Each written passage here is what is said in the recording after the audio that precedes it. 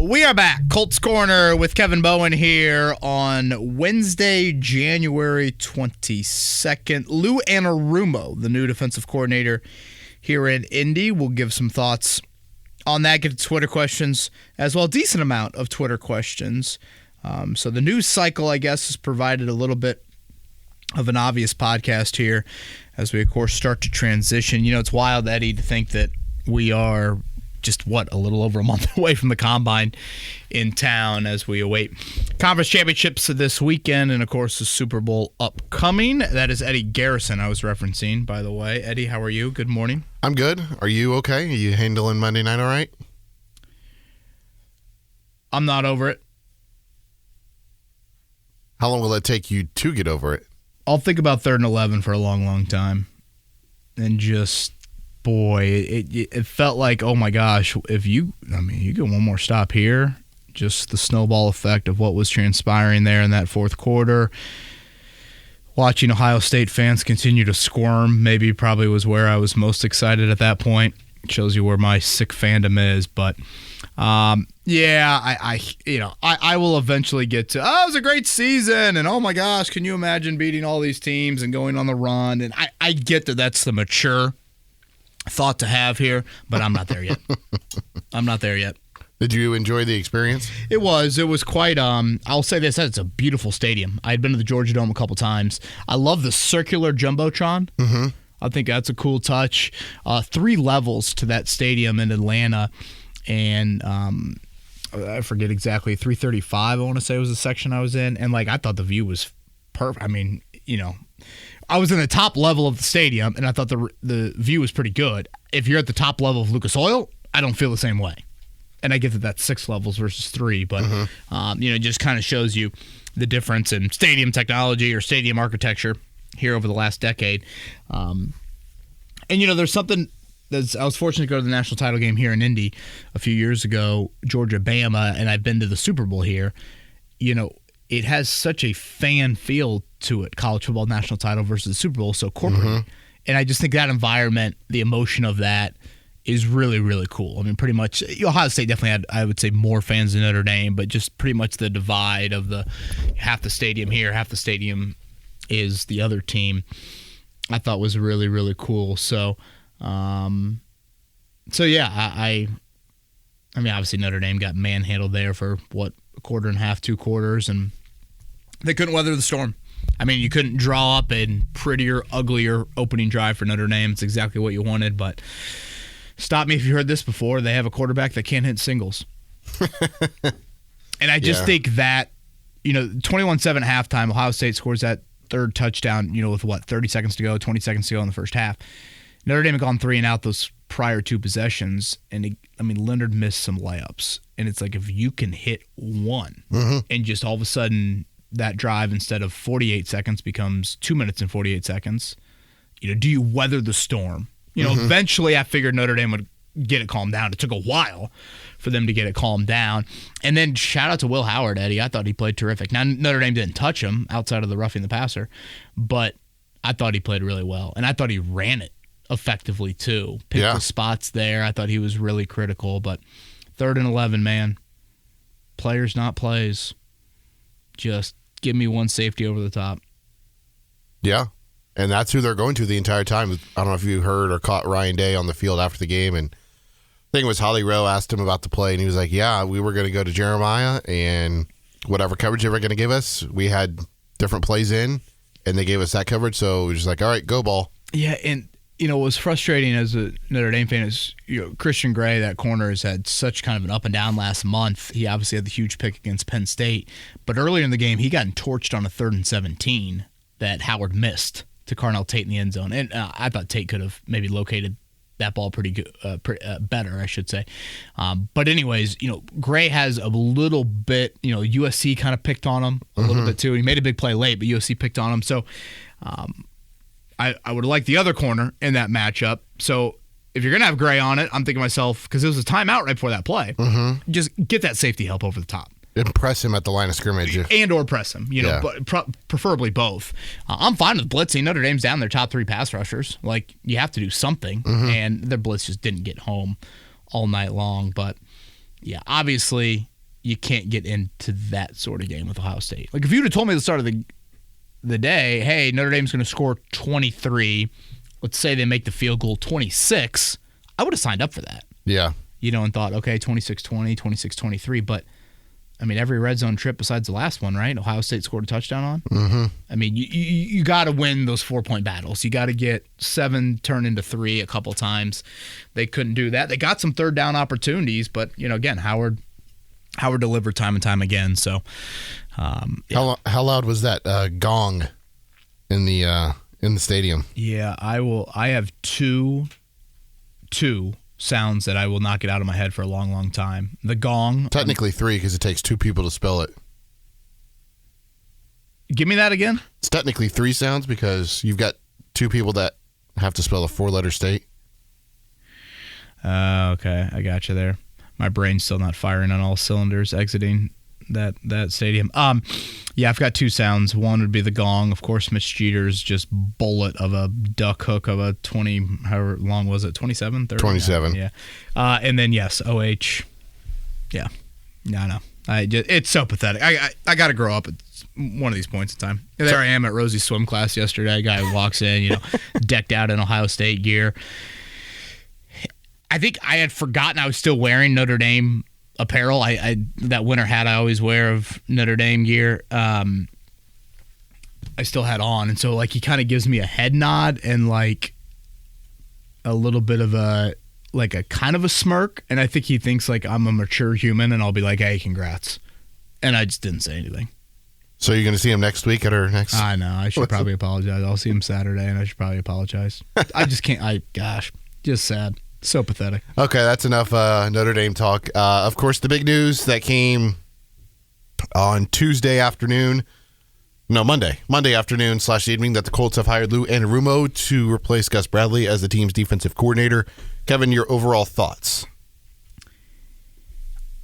Yeah, let me. I guess you could go a multitude of ways, and we might as well just try to break it all down. But I think the biggest thing that probably led to this move is Shane Steichen's direct interactions with Lou Anarumo in games. Mm-hmm. Let's go back to the season opener in 2020. At the time, Steichen with the Chargers, mano-a-mano against Anarumo's Bengals. 1 touchdown and 13 drives in that game for Steichen. You fast forward to 2023, and obviously, it's that game down there in December, late season, Jake Browning, etc. The Colts have 1 touchdown and 10 drives. So just boil down those 2 games, Eddie. 2 touchdowns and 23 drives, Steichen against Anarumo. I mean, that obviously is going to leave an impression on you as a play caller and as a head coach, etc., etc. And then I know it kind of turned into, and we do this in the preseason, especially when the starters play, we probably spent a lot of time on it last August, 7 months ago or whatever, Eddie, remember when Anthony Richardson had the mix-up with A.D. Mitchell over the middle down in Cincinnati, and Steichen afterwards, when asked about that, he really praised the look the Colts got. He called it a rare, unique look.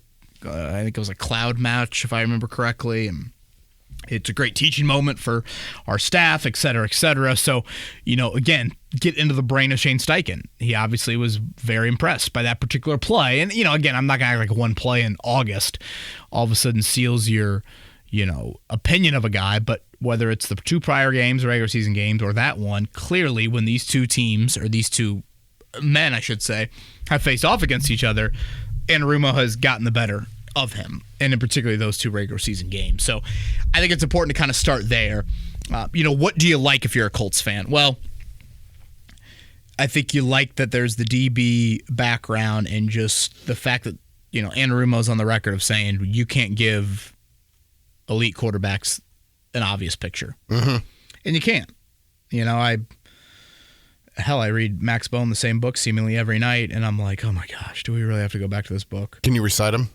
Pretty much. And so, you've got to have variety. You can't let, whatever, CJ Stroud or Trevor Lawrence or whoever, come to the line of scrimmage and know, for the most part, I have a good idea of what's coming here.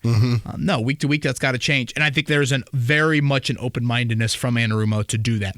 Again, heavy defensive background. Actually was a DB coach at Purdue with Joe Tiller and Danny Hope for quite a while.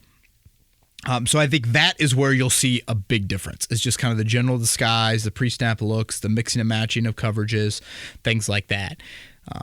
Now, where will you not see significant changes? You'll see an uptick in blitzing, but let's not act like this is Wink Martindale coming to town. Now, how much was the lack of blitzing because they had the best sack guy in the NFL last year? He really wasn't a big blitz guy at all in Cincinnati. I would say in the earlier years, he was a little bit of a higher blitz guy. So, maybe if he looks at the Colts personnel and thinks, boy, I don't know if we've got enough here, maybe, again, he's more open-minded to doing that. And he is kind of like Gus Bradley and pretty content of giving up yards. That's not my favorite recipe at all from a defensive standpoint.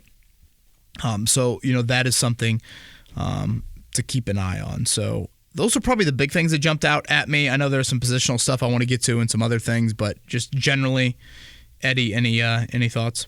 I was just looking at, some of the defensive rankings for the Bengals from 19 to 24 when Anarumo was there. So I'll start in 19 with points per game. It was 25th, 22nd, 17th, then 6th in 2022.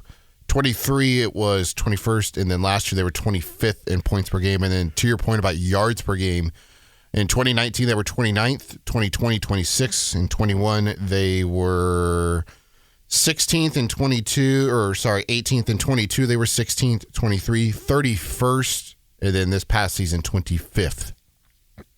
Yeah, and when you look at, again, the blitz rate a little bit higher. Completion percentage-wise, I would say, I broke down the numbers. I want to say it was like a 3 to 4% difference annually. Their defense is, I guess, stingier, if you will, than the Colts. And again, 3 to 4% obviously doesn't sound like a big number, but, over the course of whatever, 30 passes in a game, 1 or 2 incompletions could be, a big difference. I know they struggled a little bit tackling wise last year. They were much better the year before. Personnel wise, okay, who does it impact? Obviously Kenny Moore's got a very like-minded player, Mike Hilton, from his days there. I know Kenny's expressed, obviously, he likes this move on Twitter. You'd think maybe a little bit more blitzing from them. I'd say the biggest question I have is what do you do back at safety? Yeah. When they've been at their best, it's been with a veteran free safety. Jesse Bates. A la Jesse Bates. And then Von Bell this past Bates season. was a year prior to Anarumo's arrival, that draft pick. And then, he certainly flourished in that scheme before moving on to Atlanta. So that would be my question, Eddie, is what do you do at safety, and do you see more an affinity for veteran players?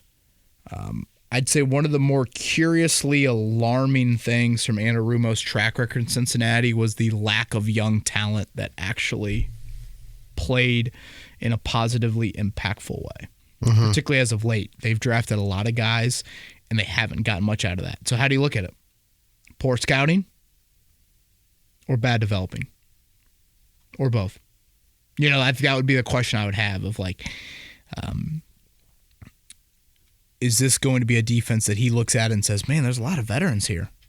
I mean, if you want to, you can bring back nine starters. EJ Speed and Julian Blackmon are the two unrestricted free agents. And hell, you can obviously bring both those back. Does he look at that and kind of say, hey, I like veterans. It's a quick fix. You brought up Von Bell earlier. Von Bell came back to play for him. You don't see that always in the NFL. So that is probably a question that I have, is just the young talent. Do you need the veteran safety? Is that good news for Julian Blackmon? Yeah. Maybe. I mean, that's a thought that I have as well. So we'll see how they treat the 14th overall pick.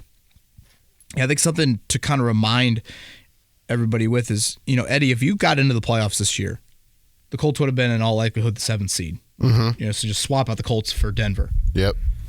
You imagine a run of beating Josh Allen, Lamar Jackson, and Patrick Mahomes all on the road? Nope. So, again, how do you view that side of the ball? do you view that he needs personnel? Is that personnel going to come mainly through free agency? Is it going to come through trades? Is it going to come through draft? So I don't think the personnel will change substantially. I don't think this is a 2017 to 2018 overhaul by any means where you went 3-4 to 4-3, or 2016 to 2017, and I guess it bled into 2018 too. That was a big one, but that would be another question that I have. So again, you can look at the Cincinnati tenure, and obviously poor start to be expected, I guess, very good middle, and then poor finish. Some of the veterans left that contributed to that poor finish. They obviously invested a whole lot offensively into draft picks, and in the last 3 years, 7 of their 9 first 3 picks defensive side of the football. Yeah. So those would be some questions that I would have for Anarumo. But in my opinion, you needed to do something differently. You needed to have more of a person that I think is open-minded at being multiple. And again, not the same picture, and second half adjustments and things like that. And I do think there's a willingness from Anarumo to do that. Go back to when the Colts hired Gus Bradley. They brought in Yannick Ngakoue because of his familiarity with the system in Vegas and in Jacksonville. When you look at the free agents for the Bengals defense, Mike Hilton, corner, Joseph Asai, he's an edge rusher, Cam Sample, he's another edge rusher, BJ Hill, defensive tackle, and strong safety, Von Bell. So when I look at that list, I see maybe 1 or 2 names that they could be a possibility, but realistically, I don't think any of those guys would make the hike over. Yeah, and Asai's been a guy that, again, was taken in the 3rd round and, had, I would say, his best season this past year. Is that one that you would go with, or I should say try to pursue? Hill and Hilton are probably the 2 most accomplished. Yep. But, isn't that Grover Stewart and Kenny Moore? Exactly. Isn't that kind of how you view it? So, when he got hired in Cincy, remember, Zach Taylor was, he's one of those hires that, he came from the offensive-minded head coach who called the plays. So you're kind of always curious about, like, oh, man, wow, is this really the right, hire? There's just not a lot of evidence. It was kind of like Nick Sirianni in Philly a bit of like, oh, wow, how's this going to work out? So I don't think he had necessarily a litany of defensive coordinator options per se. And Anarumo at the time was, mostly a DB coach for the Dolphins after Purdue. So, the fact that Von Bell came back and played for him, I always think is, probably a good indicator of like Gus Bradley in a way. I think he, has a good relationship with his coaches and people speak very highly of him and things like that. So you could probably talk yourself into either side of it. I think it's very short-sighted to be like, oh, Cincinnati sucked last year. Defense is a bad hire. Like, I think that's a really short-sighted view of it. Obviously, I think they did for the first, 60% of the season. Yeah, and the last 40. And he kind of admitted they got a little simpler as the year moved along. And obviously, again, simple I feel like can be a bit of a negative connotation when you think about it from a defensive standpoint. How much did losing Bates and just secondary personnel, Eddie, I guess I'll keep on coming back to that, is one that I'm very interested to see how all of that play out. Quincy Wilson's little brother is a free agent, right? Macro Wilson? Oh, didn't know that. I think he is as well. So anything else on Anarumo, or should we transition to Twitter questions? Before we get to Twitter questions, we have a little bit of some news in the NFL. We don't get this too often mid-pod, but Bucs offensive coordinator Liam Cohn is signing a new deal to stay in Tampa Bay, and he's informed the Jacksonville Jaguars that he's withdrawing his name from consideration for their head coaching position. Interesting. Boy, I always think that's the power move when the agent gets ahead of it and is like, no, we're going to withdraw.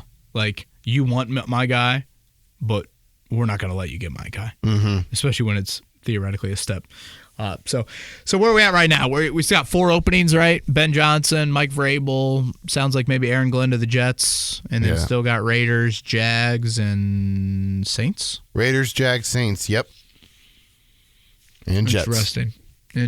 Yeah, Senior Bowl, of course, pushed back a little bit because of college football season extending a little bit longer. But yes, we are a little over a month away from the NFL Combine. Let's get to those Twitter questions, starting with Benji. Lou's defense has kind of sucked the past 2 years. How much do you think his defense was affected by paying big contracts to Joe Burrow? and Jamar Chase, etc. Was his defensive roster handcuffed by those contracts? Just wondering.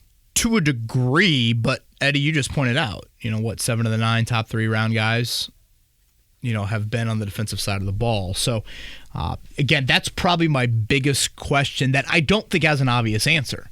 This is the old Grigson-Pagano debate of, was it the drafting or the lack of developing that you have? When you look at Ryan Grigson's 2013 to 2015 drafts and the results of those players, it's one of the most horrific 3-year drafting stretches you'll find. Oh, yeah. Obviously you want your coaching to have some impact on your draft pick decisions. You don't want them to be, boy, I watched this guy on film and I didn't see how he fit into our defense at all. Not just draft, hey, he's an elite tester. You figure it out. So again, I think that is probably a general question. And then I would say another thing is just like, you had Trey Hendrickson and you were still, really poor as a defense. So again, do you feel the need to try and pressure a little bit more? Do you feel the need to blitz a little bit more? And what do they do at safety? If you look at some of these mock drafts right now, Eddie, I think Mel Kiper came out with his earlier today. He's got Tyler Warren at 14. He's got Malachi Starks at 13. And the South Carolina safety, Eamon Warrior, the big dude, he's got him at 17. And we had Jordan Reed, a draft analyst. We probably should throw that into next week's pod, Eddie.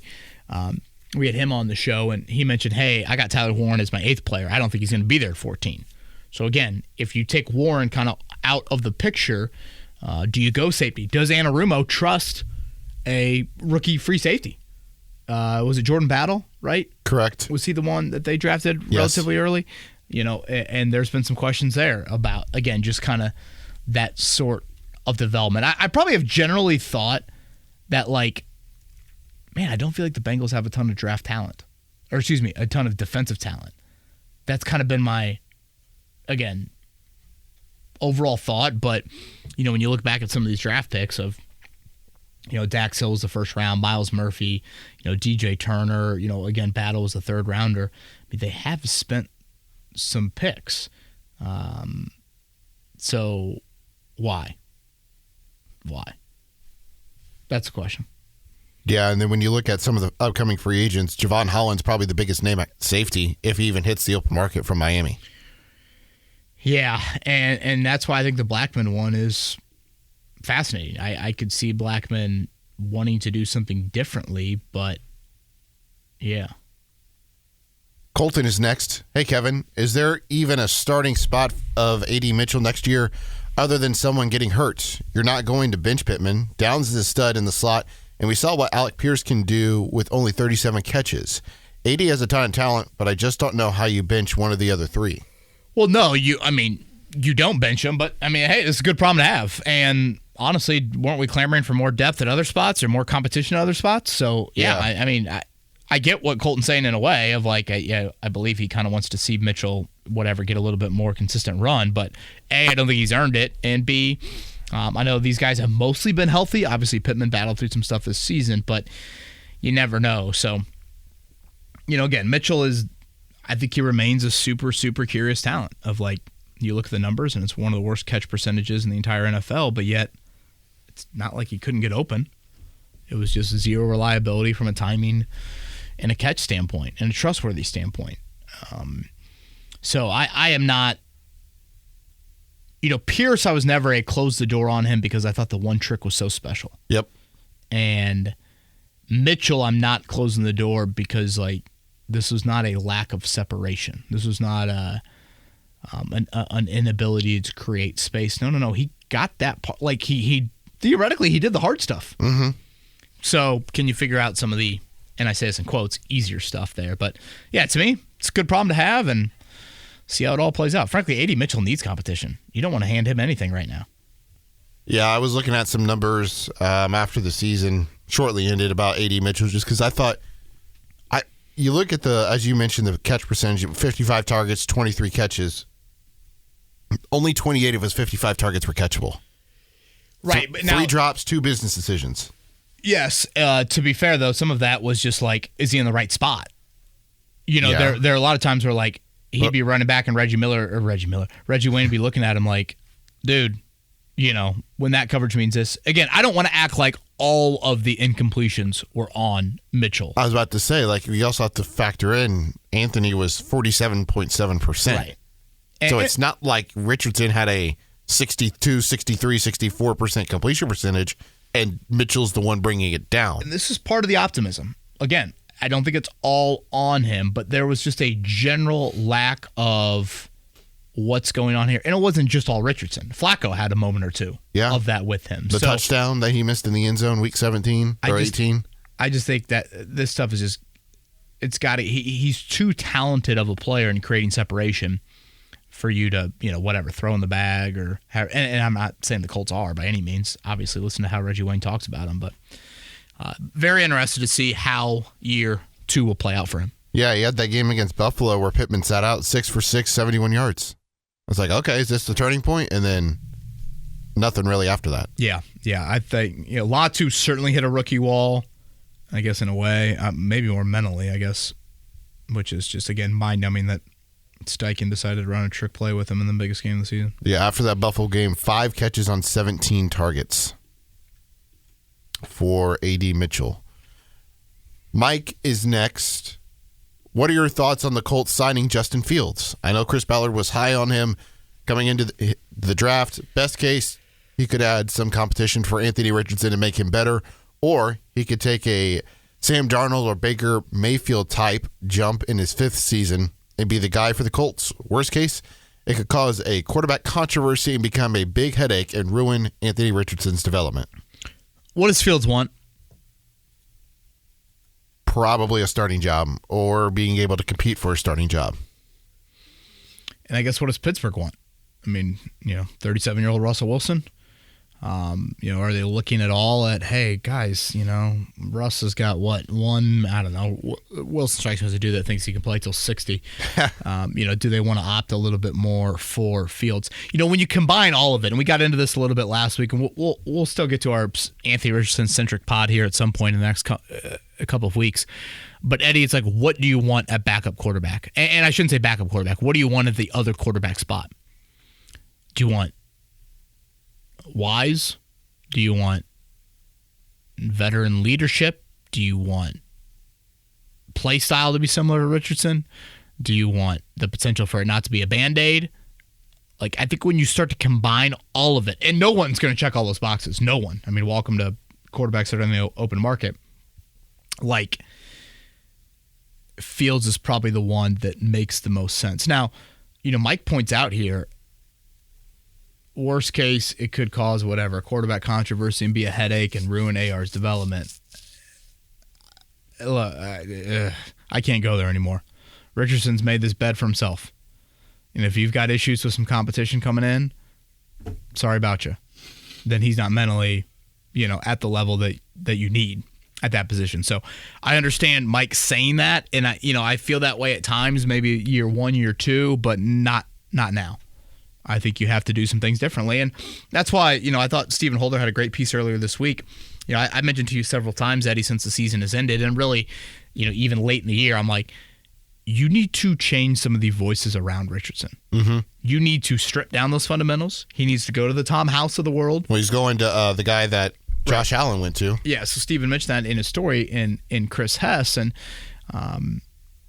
again, Allen is beyond glowing of in what Chris Hess kind of did for him. And obviously Stephon Diggs arriving probably helped. But if you watch some of the videos out there, I mean, Allen basically, and he mimics it with his motion of basically saying he was throwing way too hard, all arm strength. He was so vertical with it, kind of like an up and down motion, whereas now he's a little bit more shortstoppy is how I would call it. Yeah. You watch shortstops that kind of throw from just a little bit of that off angle. 3/4. Yeah. Yeah, three-quarter is the right way to say it. That's what Allen is. Now, look, Allen is the outlier. I mean, a lot of guys try to change and it doesn't work out. But attempting to do this, and again, Allen has always been the comp.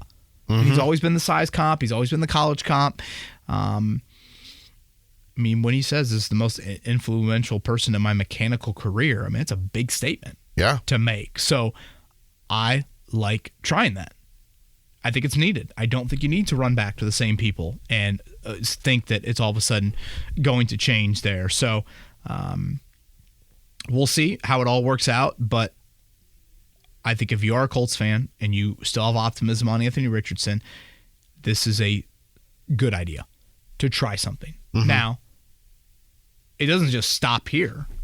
Again, you've got to be better with your turnovers, and you've got to be better, whatever, Monday through Saturday, and the age-old, you got to stay healthy. So it doesn't just stop here, but that certainly is I think a big step in trying to do something differently.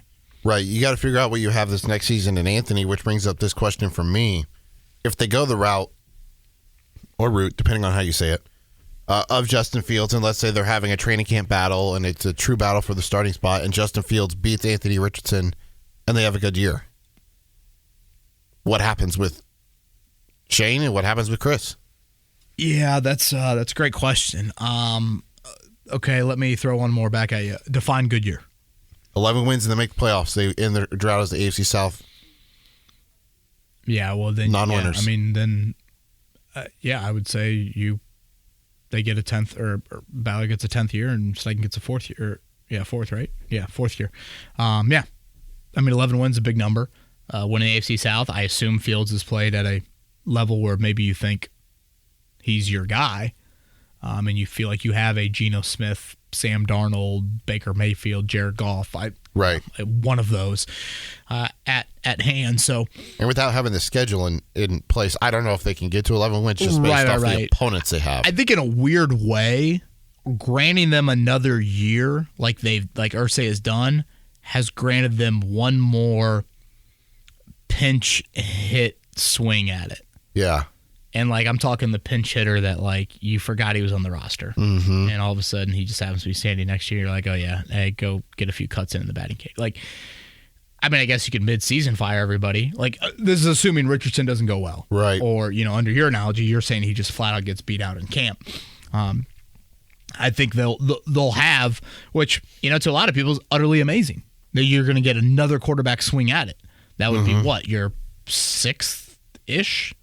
Since Luck retired, I guess if you want to call Jacoby that, you probably shouldn't call Jacoby that, but Rivers and Wentz and Ryan and Minshew, and I guess Minshew's not really a swing. Obviously Richardson and then Fields. Yeah, 5, 6, something like that. Yeah, pretty amazing. Joel cites back to what we were talking about last podcast in his question, saying that he was listening to us recapping the decision to retain the front office. Kevin, you were answering a question regarding position groups in which Chris Ballard has hit on during his tenure. A few questions here. On the offensive line, you called that a hit for Ballard, which Joel agrees with, that they have been above average in the league at offensive line. However, looking at it from another perspective of level of performance compared to level of investment in the group, I do not think it is as cut and dry. The amount of premium draft picks and money invested in this group has hamstrung this team to making significant moves in other areas. The top teams in the NFL, Joel feels like, are able to squeeze a much higher ratio of performance investment. Similar with running back, Jonathan Taylor has been a big hit, but a second-round pick and $42 million extension for a 2-down back that can't catch or block is a big, steep investment compared to the level of production you get from him. Yeah, so a lot here, and I appreciate Joel for laying all this out. In a vacuum, the O-line hits are there. Mm-hmm. In a vacuum, Jonathan Taylor is unquestionably a hit. Mm-hmm. But listeners of this podcast, they know me. I weigh positional value in drafting. I mean, I do. Chris Ballard does not. I do. I'm not one that would look at a guard at 6 overall or even a running back where Taylor was. I just, to me, that position does not have this. I mean, again, Jonathan Taylor's best 2 seasons, Eddie, you don't make the playoffs. Yeah. I mean, so you would call Taylor the best running back in the NFL in 2020, right, when he led the league, and this year you'd call him, what, a top 5 running back? Probably, yeah. Again, if that positional hit is at corner or wideout or edge rusher, quarterback is unfair to say that, but like other positions, I think you reap more team benefit from that, more results from that. So Joel, I guess when we went back and, Kit's question of, again, evaluating Ballard drafts, like, he has found, like, Bernard Ryman in the third round is a wonderful draft pick. Absolutely. Wonderful. Again, obviously Nelson is a great player. I mean, you're talking about a first ballot Hall of Famer is what Quentin Nelson will be. And you've made the playoffs, twice with him? And you've won one playoff game? Mm-hmm. Like, if you draft a first ballot Hall of Famer at, again, a different position and you're 7 years into that player's career, however many years you are in with Nelson, you would expect more from the team results in the top 10. So, again, I think you have to, like, when you're weighing the draft and you're evaluating draft picks, I think you got to weigh them in kind of two different categories. One, you weigh it in the category of, is the pick a hit or not? And then two, within where you drafted said player would qualify as that. So I hope that makes sense. They're hits, but the overall draft philosophy of I'll take positions wherever is not the route that I would go. Yeah, the players selected after Nelson in that draft: Josh Allen, Roquan Smith, Mike McGlinchey, Josh Rosen, Minka Fitzpatrick, Vita Vea, and De'Aaron Payne. That was a pretty good draft. Oh, yeah, that's not even including Tremaine Edmonds, Derwin James, Jair Alexander, Frank Ragnell, Leighton Vander Esch, and who went right DJ Moore, Calvin Ridley. Who went right before Nelson? I remember the Colts went nuts when Denzel Ward got picked. Colts legend Taven Bryan also in that draft class. Who went right before Nelson? Bradley Chubb. And then was it Ward at 4? Yes. Yeah, they went nuts, I think, then, thinking that they'd either get Chubb or Nelson. I think that was the thought there. Of course, there's Saquon, Baker, and Lamar in that draft as well. Yeah. I mean, again, Saquon's a great example of it. Obviously, he's having success now, but, a running back at 2 did what for the Giants? Yeah. And again, the easy answer, obviously, in that draft is, what if one of those teams early on would have taken quarterback? So the draft is generally a crapshoot. For me, the premium picks matter so much that I want to make sure they play impactful positions. I'd be remiss if I didn't add Nick Chubb and Shaq Leonard and Braden Smith in that draft class. That's a lot of Pro Bowl and all pros in that draft class. Yeah. Just a couple questions left. Cameron and Chris. Cameron, can you answer on a future pod why Latu had such limited playing time on a terrible defense? By most statistics I've seen, he had a great impact on the field, even if it didn't always show up in the box score. I'm baffled how our first-round pick on a bad defense didn't get more run. Not here to bash on Bradley since he's gone. I'm just trying to understand the rationale. Yeah, I guess I'm not stunned by the playing time. First off, they've always rotated a ton. Still played a ton on pass downs. I mean, if you look at the numbers, Eddie, and I know Jared Verse had a great game against the Eagles, I didn't think the Verse numbers were that different. 4.5 sacks, 2 forced fumbles, and 40, 50 tackles? And even when you go deeper, like if you go, again, I'm a big consistent pressure guy. I didn't think it was that different. So, and certainly Dallas Turner had a much quieter rookie season. All three of those guys were taken generally in the same area. So, again, not stunned by it. I thought Latu really hit a wall five games ago. Mm-hmm. I mean, if you look at the last 5 games, you hardly noticed him. After that Jared Goff strip, remember when he stripped Goff? That could have been a big play in that game. Colts couldn't get on that ball. That was like the last play I felt like he made. Yeah. Really, over the final month and a half. So, it was kind of a typical, I remember the start of the year being like, and I certainly thought Latu would have a little bit more production than he did. But, what was it, only 5 guys in the last decade have had double-digit sacks as a rookie? Yep. It doesn't really happen. So, should he have played more?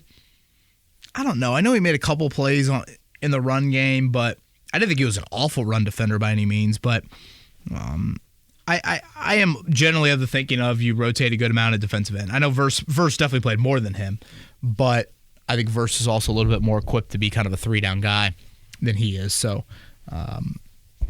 yeah, again, if I'm grading Latu individually and you call C an average season, I'd probably say C-. Just a little bit below what I would have thought. And if he just could have kept on the same trend that he was on, mm-hmm. I mean, you're looking at, and again, everybody immediately goes to sacks. but like I think you would have. I'm pretty sure he led the team in pressures. Probably. So it's not like he was. Is that indicative of him or indicative on the rest of the team? Well, probably more the latter. Yeah, but I don't know. I just feel like, and I'm trying not to listen to like the huge vocal minority, but it feels like I just see bust is too big of a word, but like I just hear a little bit of like I don't know. I hear a little bit of a Latu had a horrific rookie season. I'm like, oh, really? I don't know. Last question is from Chris. Kevin, I would like you to set the over-under after I pose his question to you on the number of times this name will be brought up between now and the start of next season. When the Colts inevitably end up a subpar team again for the 2025 season, is it crazy for Chris to manifest a new head coach, a new general manager, and Arch Manning? Every year, my dream of this becomes more and more of a reality. What's the over-under on Arch Manning questions between now and October, it was funny. September? I had someone send me a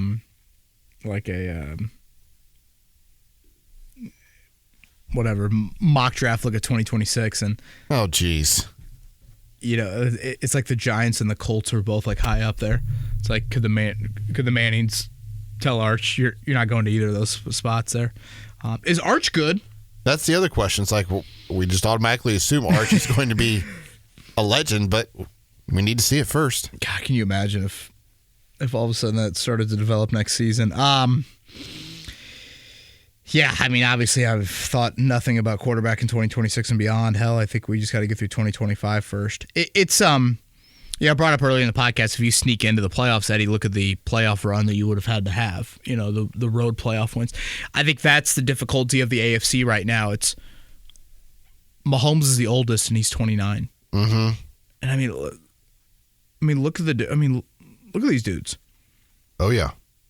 It's obviously you have the four that were the finalists this year, but now Herbert's gotten a taste. Now Bo Nix has gotten a taste. And obviously Burrow has been to the mountain before. Does Jacksonville ever figure it out with Trevor Lawrence? That's probably a little bit more far-fetched. But it's just it's quite the time to be in the AFC. This is not, again, tail end of Manning, Breeze, Roethlisberger, Brady by any means. This is, it's legit. It's legit. So, yeah, is next year's draft class going to be good, quarterback-wise? Are people even thinking about that? What, Carson Beck, Arch Manning, is he draft eligible next year? Is Beck good? I don't think so. That's why he went back. Right. Can't go there just yet. I mean, look at me. I'm still a wreck about Notre Dame and the national title game. Should I be happy? Is this immature of me? Should I move on? Should I be at the point, hey, it was a good season? I also forgot you have Nico Iamaleava. I was at the Tennessee dude. Yeah. And then Lenora Sellers from South Carolina and Garrett Nussmeier from LSU. Jalen Daniels, no relation to Jaden. Drew Aller. That's Aller just screams Levis to me. Really? Well, I mean, he did throw a pick to help send my team to the national title. Kate Klubnik. I mean, you'll have a lot of guys in there for sure. I forgot about him. Klubnik. Anything else, Eddie? Yeah, you'll need to get over it, Kevin. I do need to get over it. Yeah. Gosh. I'm sorry, man. I just can't. I will eventually, but I just can't. I think I said this analogy on the podcast. I don't know if I did. I definitely did it on a morning show. Like, it kind of felt like Purdue in the national title back in April. Oh, really? Just that general run of like, you haven't been here in forever. You celebrate it. It's a great season. I guess if you want to really nitpick it, Notre Dame, made a better effort at getting back in the game than Purdue did. Purdue certainly hung in there for the first, 10-ish minutes. I guess kind of Notre Dame did too with that start to the game. But it's just these chances, man. They don't grow on trees. No, they do not. And especially in the format where you got to win 3 to get there. Yeah. That's a legit thing. I mean, look at it. Notre Dame, obviously they handled IU pretty easily, but then after that, Georgia, they had to come up with other ways to score, and then Penn State was obviously a dogfight, and Notre Dame's going to look a lot different at quarterback, though, next year. Who will? Quarterback, C.J. Carr? Yeah, a little bit of competition. Carr, I think, is who a lot of people think. Obviously, Angeli, who you saw get in against Georgia. I mean, They will not be. Kenny Minchie is the other one, who's more of a dual threat guy, but they will not. I mean, Leonard is. I mean, a lot of people have said it to me. Like, he's Richardson. He really is. Yeah. I mean, he is. You relied heavily on his legs. They did that all year long, and I always said his right arm is going to cost them. Yep. And obviously there were other issues. You know, Chip Kelly, frankly, ran circles around Al Golden, but yeah, his right arm is an issue. But then you watch the second half and you think, like, that's like Richardson's fourth quarter against the Patriots or the Jets. You know, you're kind of like, wait a minute. Or the Rams, yeah. You know, and he hangs in there. He takes hits. I mean, he's tough as hell. I mean, he's got so many intangibles that you just adore, but him throwing from me to you is an issue.